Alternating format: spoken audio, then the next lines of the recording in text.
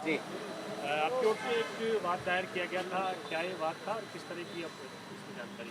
ये जो अजमेर की जो महत्वपूर्ण झील है, आना सागर झील, जहाँ आना सागर चौपाटी बनी हुई है, और जो रीजनल कॉलेज के सामने वहाँ पर जो स्ट्रीट वेंडर्स हैं, उनको लाइसेंस दिए गए, उनको किराए की रसीदें काटी गई, और अचानक नगर निगम का दस्ता आया और उन्होंने कहा यहाँ से हटा लीजिए।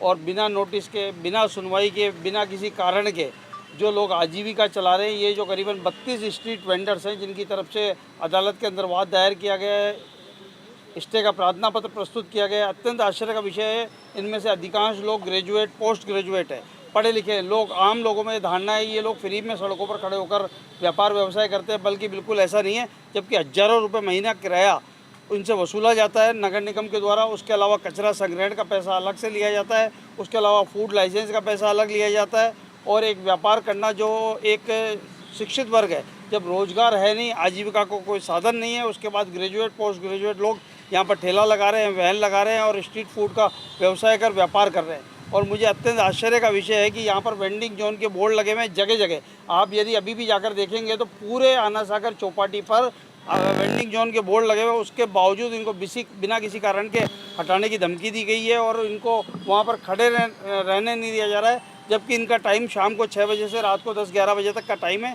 कि रात्रिकालीन में खड़े होते हैं, अपना व्यापार व्यवसाय करते हैं। और जब मैं आपको एक आश्चर्यजनक बात बताऊं कि आना सागर चौपाटी का मतलब ही ये होता है जहाँ पर लोग घूमने आए, वहाँ पर व्यंजन का लुत्फ़ ले और मनोरंजन करें। जैसे मुंबई के अंदर जूहू चौपाटी है, उदयपुर के अंदर उमेश सागर के यहाँ चौपाटी है। तो जब चौपाटी का मतलब ही यही होता है कि यहाँ पर व्यंजन के और मनोरंजन के साधन लगेंगे, वहाँ लोग घूमेंगे फिरेंगे, खाएंगे पिएंगे, और वही हटा दिए जाएंगे, तो इसका मतलब या तो फिर आना सागर चौपाटी का नाम ही परिवर्तित करना पड़े। ये अत्यंत आश्चर्य का विषय है। इस मामले को अदालत में ले जाया गया है, जहाँ स्ट्रीट वेंडर्स की याचिका को गंभीरता से लिया, क्योंकि अभी ग्रीष्मकालीन अवकाश चल रहे हैं। 2 जुलाई को अदालतें खुलेगी।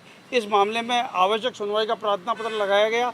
ग्रीष्मकालीन अवकाश होने के बावजूद कोर्ट ने इसको मामले को अत्यंत महत्वपूर्ण, गंभीर, संवेदनशील माना और नगर निगम और जिला कलेक्टर को नोटिस जारी कर उनसे जवाब तलब किया है। और कल जो है इस प्रकरण की सुनवाई होगी और नगर निगम और जिला कलेक्टर की ओर से जवाब प्रस्तुत करने की कार्रवाई की जा रही है। आपकी ओर से क्या कहा गया है, क्यों वापस? के अंदर ये अनुरोध किया गया है कि स्थानांतरित किया नहीं गया है। स्थानांतरित इनके खड़े होने का टाइमिंग ही जो है 6 बजे से लेकर रात को 10-11-12 बजे तक का है। और ये जो है ठेला, वैन, गाड़ी, ये चल वाहन है, जिन्हें कई लोग तो अपने स्थान पर ले जाते हैं और रोज़ लाकर खड़ा कर देते हैं।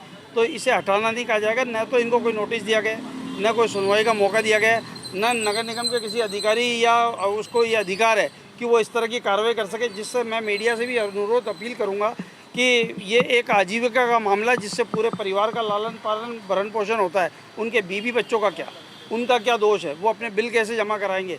ये जो तमाम परेशानियां हैं, जिस तरह से नगर निगम की आप कार्रवाई देखते हैं तो वो डेयरी बूथ या कोई भी ठेला, कोई भी व्यावसायिक संस्थान इस तरह से जेसीबी से हटा हटा कर पटकते हैं कि वो काम के काबिल ही नहीं रहता है, उसका सारा सामान तहस नहस हो जाता है। इस तरह से ये नहीं कर सकते। हटाने का भी एक तरीका होता है कि मानवीय दृष्टिकोण रखना चाहिए, क्योंकि किसी की आजीविका के लिए दुआएं लेना बहुत मुश्किल काम है, बद्दुआएं लेना बहुत आसान काम है। तो मैं यही अनुरोध करूँगा कि वो दुआएं लें, बद्दुआएं नहीं लें।